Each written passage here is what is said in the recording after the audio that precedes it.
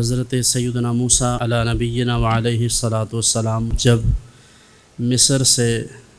پریشانی کے عالم میں باہر نکلے تو مدین کا رخ کیا آپ نے، جو حضرت ابراہیم کی اولاد کے نام پر ہے۔ اس شہر کو آپ نے منتخب کیا اپنے سفر کے لیے کہ آپ وہیں پر رہیں گے۔ قرآن حکیم نے اس کی منظر کشی کی ہے کہ آپ وہاں سے جب تنہا نکلے ہیں تو اللہ کی بارگاہ میں یہ امید رکھتے ہوئے کہ اللہ رب العزت کوئی ایسا بندوبست فرمائے گا کہ میری مشکل آسان ہو جائے گی۔ وَلَمَّا وَرَدَ مَاءَ مَدْیَن، جب مدین شہر کے قریب ایک کنویں پر پہنچے، ایک گروہ کو دیکھا کہ جو وہاں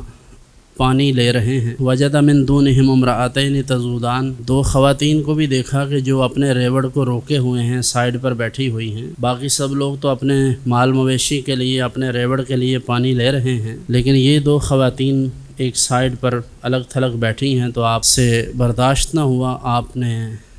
ان سے فرمایا کہ ما خطبکما، تم دونوں کا کیا مسئلہ ہے کہ تم اس حال میں کھڑی ہو؟ قالتا، انہوں نے کہا لا نسقی،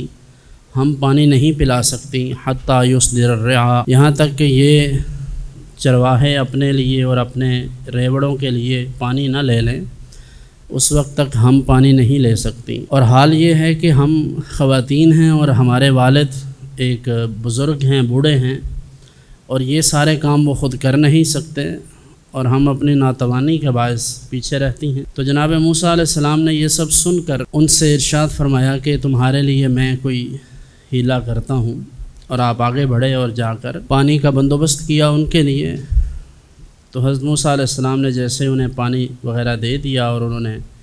پانی مویشیوں کو پلا کر وہاں سے چل دیں، تو فسقا لہما ثم تولا الی الظل فقال رب انی لما انزلت الی من خیر فقیر، آپ ایک چھاؤں میں، ایک سائے میں بیٹھ گئے اور وہاں بیٹھ کر آپ اللہ کی بارگاہ میں عرض کرنے لگے کہ اے میرے مالک، جو تو نے میرے حق میں بہتری کا فیصلہ فرمایا ہے، اب مجھے اس خیر کی بہت زیادہ حاجت ہے، تو اب تو میری حاجت روائی فرما۔ ابھی آپ نے یہ عرض ہی کیا تھا کہ ان دونوں خواتین میں سے ایک آپ کی خدمت میں حاضر ہوئیں، بڑی شرم و حیا سے، اور بڑی جس طرح کے خواتین میں عزت، احترام، شرم و حیا کا معاملہ ہوتا ہے، اس انداز سے آپ آ کر تو ان سے کہنے لگی کہ ہمارے والد آپ کو بلا رہے ہیں تاکہ اس کے لیے آپ کو کچھ معاوضہ دیں جو آپ نے پانی کا بندوبست کیا ہے ہمارے لیے۔ حضرت موسیٰ علیہ السلام ان کے ساتھ چل دیے، اور وہ شخصیت جن کی وہ بیٹیاں تھیں وہ حضرت جناب شعیب علیہ السلام تھے۔ تو حضرت جناب موسیٰ علیہ السلام نے جا کر سارا قصہ سنایا، ساری بات انہیں سنائی، انہیں بتایا کہ اس طرح سے ایک قبطی کو مکہ مارا تھا اور وہ اتفاق سے مر گیا۔ اس سارے معاملے کے لیے آپ وہاں سے نکلے تھے۔ تو حضرت شعیب علیہ السلام نے فرمایا لا تخف، آپ خوف نہ کیجئے، نجوت من القوم الظالمین، آپ ظالم قوم سے بچ کر نکل آئے ہیں۔ اور ارشاد فرمایا اپنی صاحبزادیوں کے کہنے پر، قرآن حکیم نے کہا کہ ان دونوں میں سے ایک کہنے لگی یا ابت استاجر،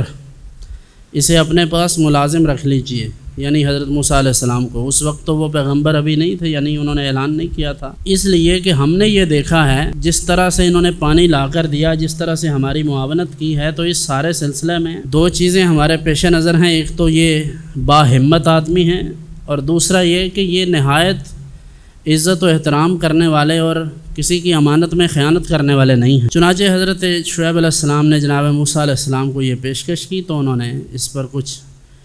تأمل کیا، غور و فکر کیا، اور اس کے بعد ان کو منظور کر لیا۔ پھر حضرت شعیب علیہ السلام نے کہا کہ انی ارید ان انکحک احدی ابنتی ہاتین،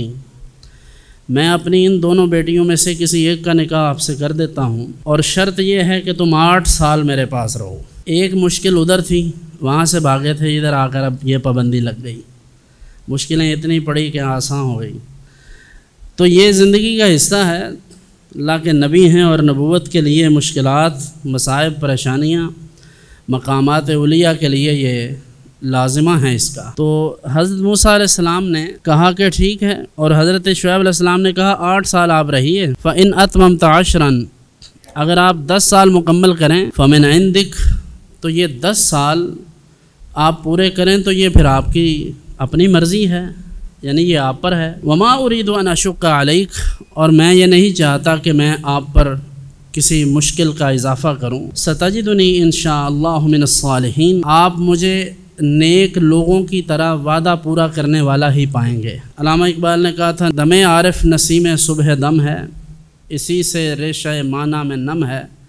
اگر کوئی شعیب آئے میسر، شبانی سے کلیمی 2 قدم ہے۔ اگر کوئی مربی تربیت کرنے والا شخص مل جائے تو پھر انسان بظاہر تو بکریوں کا ریوڑ چرا رہا ہوتا ہے، لیکن عن قریب ایسا مقام اسے مل جاتا ہے کہ اللہ رب العزت اپنی پیغمبری سے سرفراز کر دیتا ہے۔